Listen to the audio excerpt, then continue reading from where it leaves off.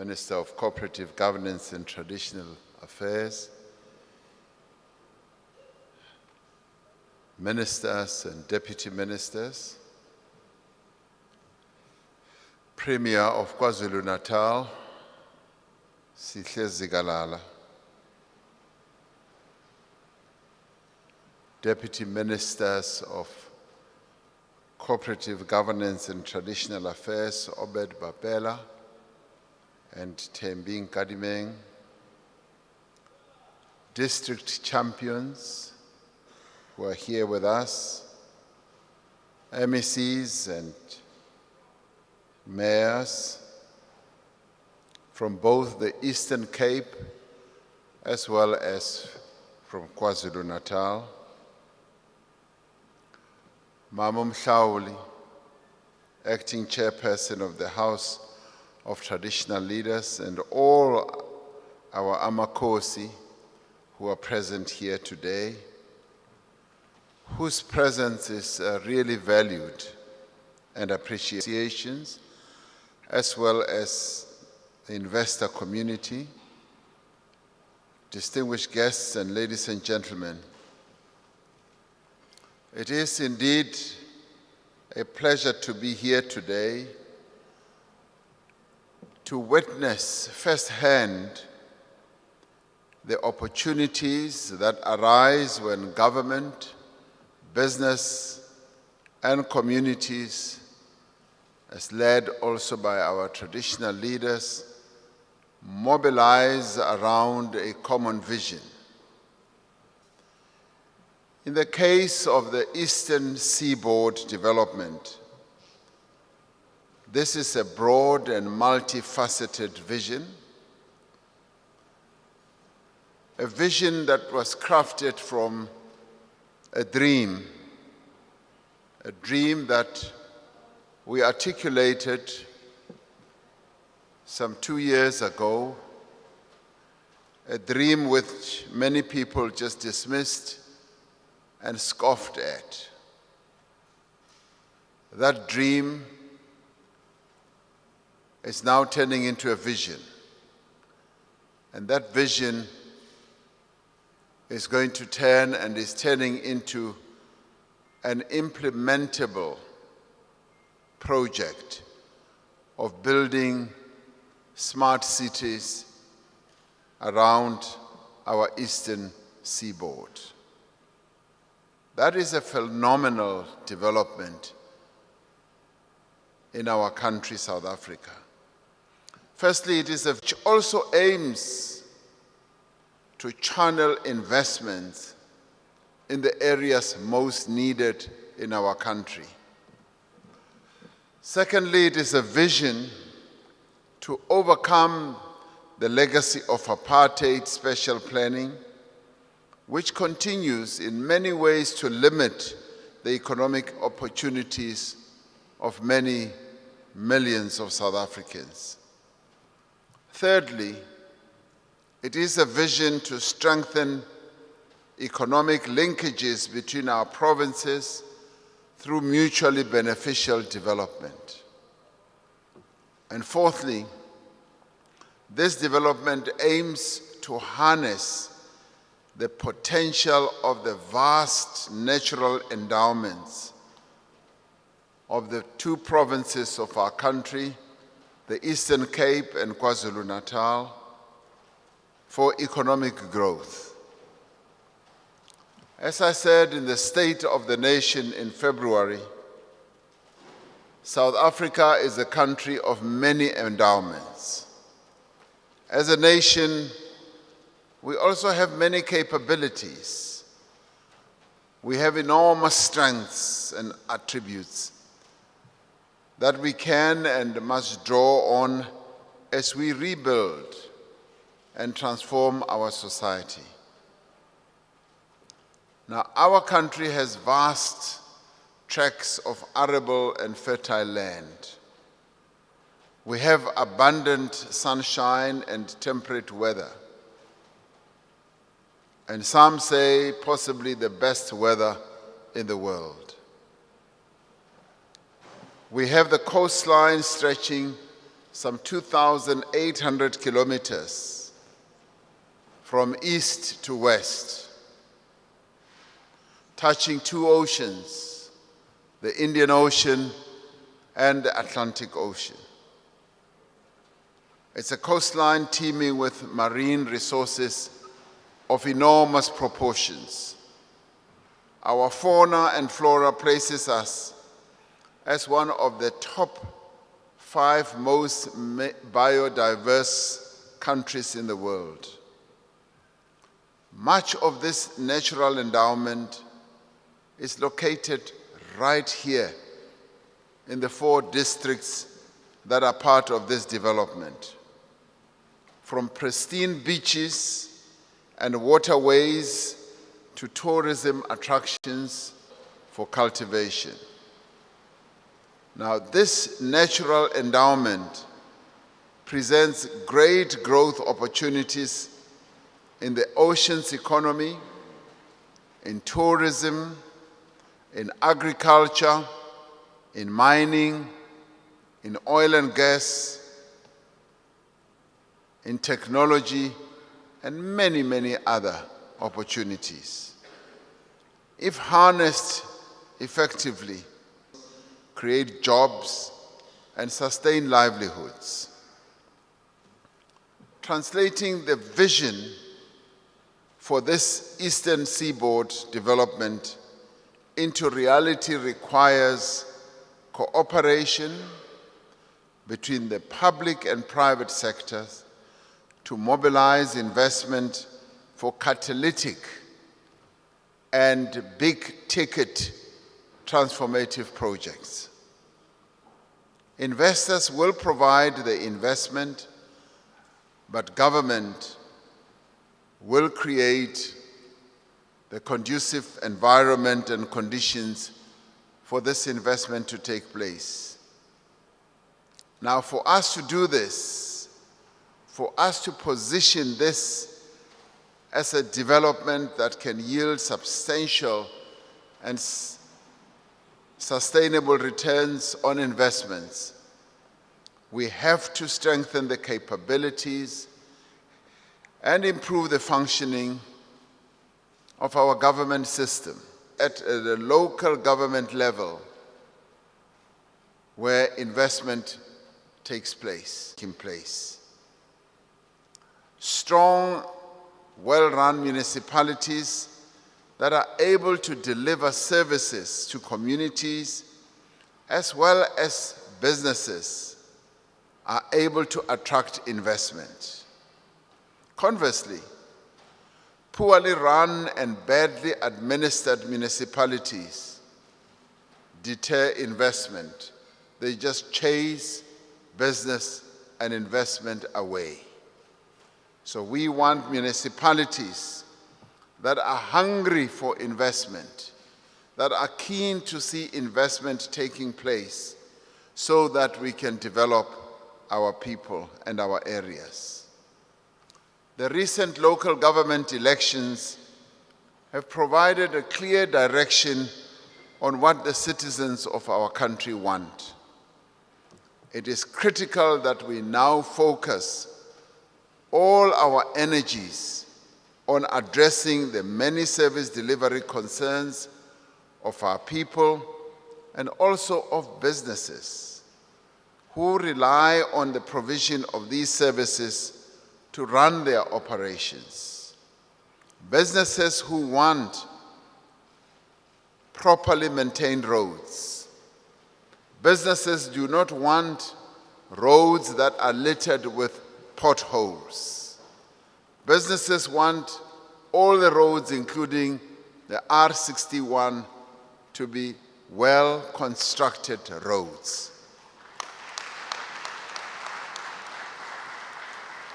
And this is intergovernmental coordination, better intergovernmental planning, and also better budgeting and implementation. Detailed district profiles, providing an overview of each district. Now these profiles, unemployment, poverty and inequality, as well as education levels of our people who live in those districts. Most importantly, these profiles identified potential areas for growth with a view to unlocking the potential of each of the districts. It was through this process that cooperative governance undertook, that we were able to, possibly for the first time, to have an insight into the proper layout of our districts.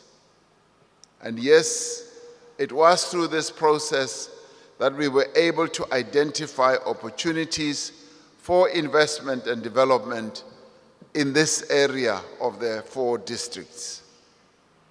The district development model calls on government, it calls on traditional leaders, on business, on investors, on donors, civil society, and social partners, as well as communities, to contribute to a common plan for growth and development. Today, we are here to take forward the developmental vision of the Eastern Seaboard development, which is a flagship district development model project. It is a flagship project because it is large in scale, extensive in the area that it covers, and quite intensive in what needs to be done. We will be declaring the Eastern Seaboard. Now, having moved from that dream to crafting this vision, we are now moving forward our preparedness at government level to get this project moving, and it shall move. This transformation, by establishing the principles, the norms, and the standards for integrated spatial planning and land use management. One of the traditional leaders that we saw this morning confessed that it going to have. This act is going to add to the powers that people have. It is going to enhance the management of our lands. The Eastern Seaboard project is aimed at connecting the villages, the towns, and the cities with provincial, national, as well as continental economies through the transportation infrastructure and information technology. Now, through this, you may just think that we are looking just as this area. We are already transcending beyond just this Eastern Seaboard. We're even going continental. We're even going international by virtue of the investors who are also interested in this Eastern Seaboard. So we're just not local. Says Hambela Pezul. That's where we are now. The development is along a 120-kilometer coastline stretch between Margate and Port St. John's, with supporting gateways between Kokstad and Bizana. We have to raise our gaze. We have to look beyond the horizon, and we have to embrace the future. And that is the importance of dream, who said, it all seems impossible, hugely impossible, until it is done. And this is the impossible that is going to be done. It is going to happen. Dream into a vision, into a clear concept, into a project. We are embracing that future through development, but a development that is smart, a development that is environmentally sustainable and that embraces also the fourth industrial revolution. One should listen to what the investors that we are lining up are saying. They are already looking at this great endowment that we have, this Eastern Seaboard, greening the economy. We are certain that this development will contribute towards the creation of new regional nodes that will attract investment into the area and create jobs and other opportunities as well for our people here. Just 2 months ago, I visited another significant development along this coastline, the N2 Wild Coast Road project. On that occasion, I said that government, business, and communities need to work together in the cause of development, and that large-scale economic projects must have a real and tangible benefit to looking that all these role players can work together in a collaborative manner, find a way of addressing challenges and problems on an ongoing basis, so that we can showcase to the world what the true DNA of South Africa is together. It has been greatly encouraging to see, even as this project is in its formative stages, beginning to evolve. It's been encouraging to being so enthusiastic. Our traditional leaders, in the form of our kings, as well as Amakhosi Etu, it is pleasing to hear this happening at this early stage of this program. But it is also pleasing to hear people talk about, yes, the benefit that will flow to the communities around here. Economic development that does not prioritize the needs of the community is unsustainable. With the support of everyone, especially our investors, we will be able to create favorable infrastructure projects, portfolios, and presenting a credible project pipeline with the detail needed for investors to make informed investment decisions.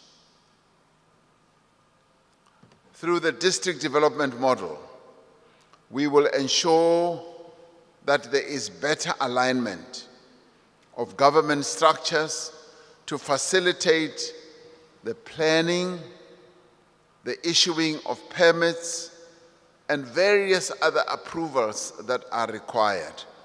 We are going to make sure that there is an ease not only of doing business, but that there is ease of implementing this project.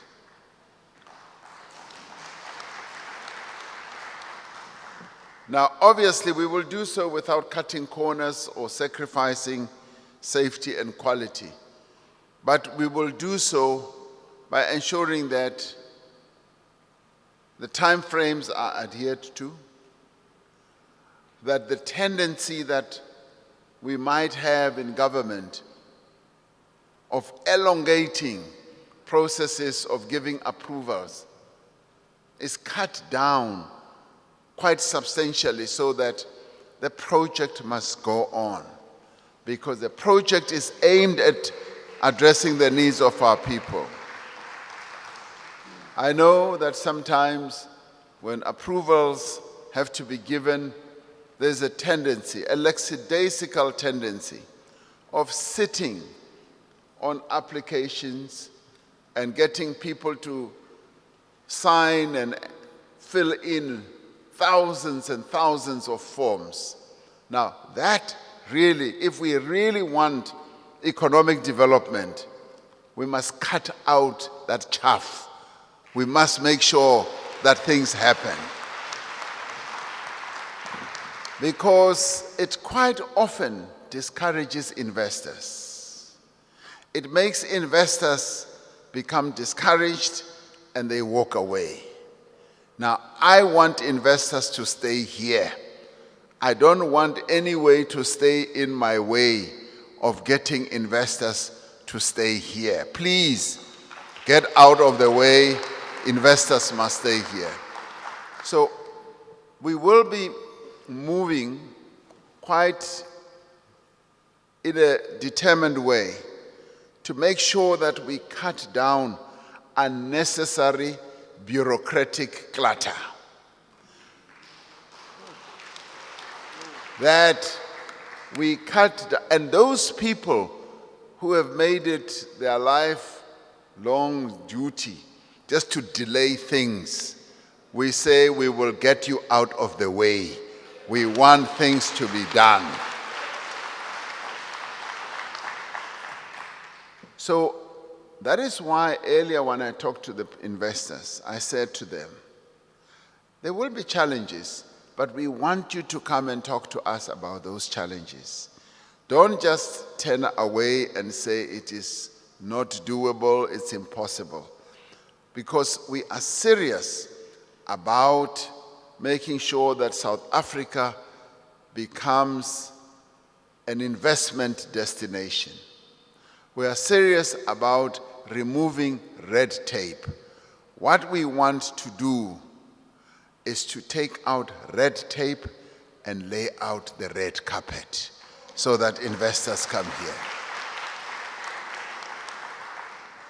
I'm greatly encouraged to see the work that has been done into packaging the Eastern Seaboard development to potential investors.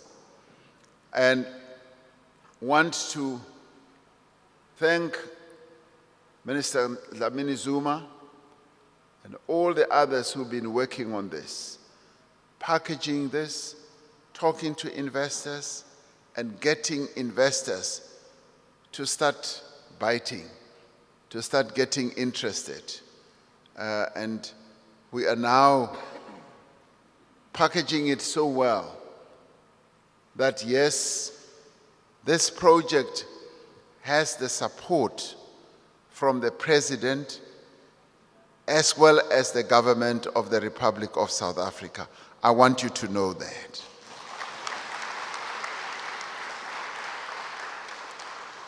Now, as we continue our journey towards economic reconstruction and recovery, developments such as this can help to boost the fortunes of our economy and also to create jobs.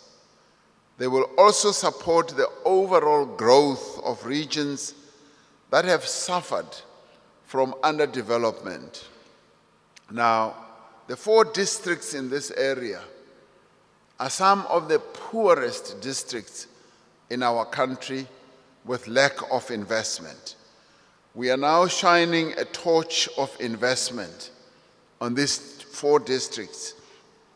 And they've also suffered from low growth and underinvestment, and they've also suffered from people departing from these 4 districts, going to many other places in our country. We want to attract them back. We want to bring them back as we build our smart cities around and along this Eastern Seaboard. I want to thank all who have been part of making the events of the past 2 days a success. I hear that there have been intensive discussions, and that in itself is a very positive sign that we are moving forward. For the investment community, I'd like you to know that this demonstrates our seriousness and our determination about making sure that, yes, you can come and invest here. We want you to come and invest here. But more than that, we want you to come and make money here and make lots of money. Because when you make lots of money, we will get lots of taxes. We will get lots of jobs as well. So we don't want to be shy about that. We want you to come because you're coming here as investors. And as we lay out the red carpet for you, it's a great benefit for us. It is our collective wish that what has been showcased will inspire confidence and result in the investment that our people seek and our country needs. And just to give you assurance, we will continue as government to address the various other challenges that our country faces. We are a country that has a plan. We are moving forward. We are not browbeaten. Even COVID-19, much as it has been devastating, has not browbeaten us to submission. We have a plan and we are addressing the challenges, be they challenges that our people face out of poverty and unemployment, be they challenges that our businesses face out of losing economy like ours, as well as for a small economy like ours, we've been punching way above our weight because we are serious about development. And in this case as well, we're also addressing the health challenges. And there are murmurings that we could be facing a fourth wave. These are murmurings that we've been hearing, and some of our medical scientists are beginning to be concerned about that. With that in mind, it is for that reason that we are encouraging South Africans to be vaccinated in their large numbers. Because when we are vaccinated, the protection against getting infected and also getting seriously ill is there. So this weekend, we are opening up our Vuma vaccination weekend again, and I'd like to call on South Africans to go out in their hundreds of thousands so that we can increase our vaccination rates. We are increasing the numbers. The Minister of Health said maybe 30 million people are now vaccinated. We need to increase that number. And this weekend, we want to see more and more of our people vaccinating so that we can defend ourselves. It is these efforts that we are taking to demonstrate that we are serious about economic development, because when we are all vaccinated, then our economy gets a boost. Our economy gets a lift. Just like yesterday, when our Minister of Finance delivered the medium-term budget policy statement. As we talk about this Eastern Seaboard project, development project, it is one of those initiatives that is going to give us a lift. And we will be spreading these times. Thank you for participating in what we've been doing over the past 3 days. We really value your partnership and your participation. We want to promise you that we will not let you down. We want you to be here. Thank you very much.